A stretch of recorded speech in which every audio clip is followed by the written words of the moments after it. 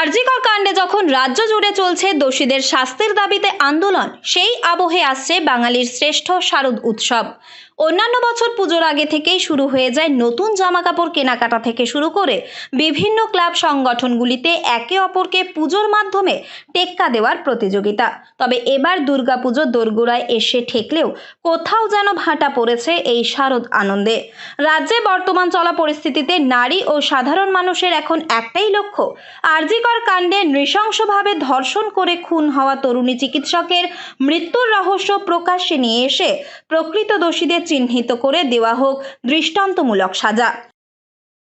পুজো মাটির প্রতিমাকে পুজো করে কি হবে যদি আমরা আসল জ্যান্ত ঠাকুরকে যদি আমরা সম্মানিত না করতে পারি?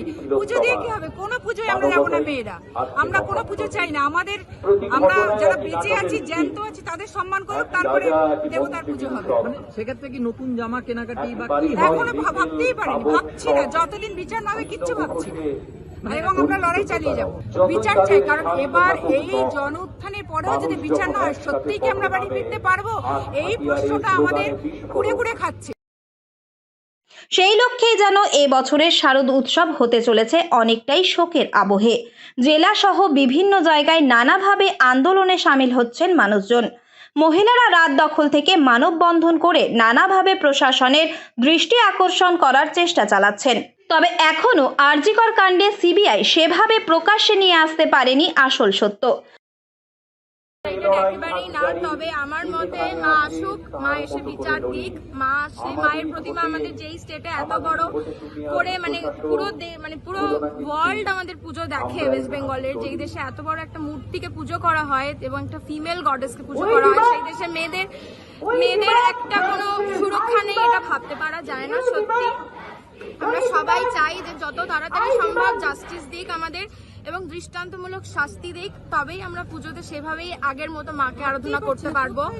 মাকে আবার আমাদের সেই রকম এক্সাইটমেন্ট নিয়ে আমরা আবার পুজোটাকে ভাবতে পারবো। দৃষ্টান্তমূলক একটা শাস্তি হয়, একটা ছেলে যাতে একটা মেয়েকে ছোঁয়ার আগে 10 বার ভাবে, সেই শাস্তি আমরা চাইছি।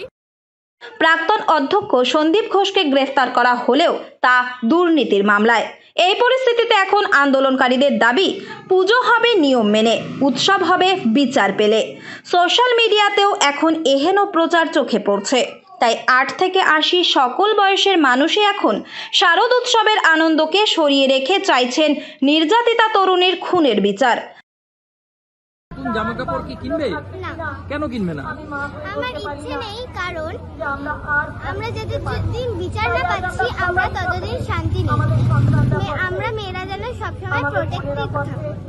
তুমি কি তাই জন্যই আজকে এখানে আসলে? হ্যাঁ, we want justice. 7 years old age, ও আজকে এত রাত, এখন 11টা বাজে, ও আজকে এসছে এখানে জাস্টিসের জন্য।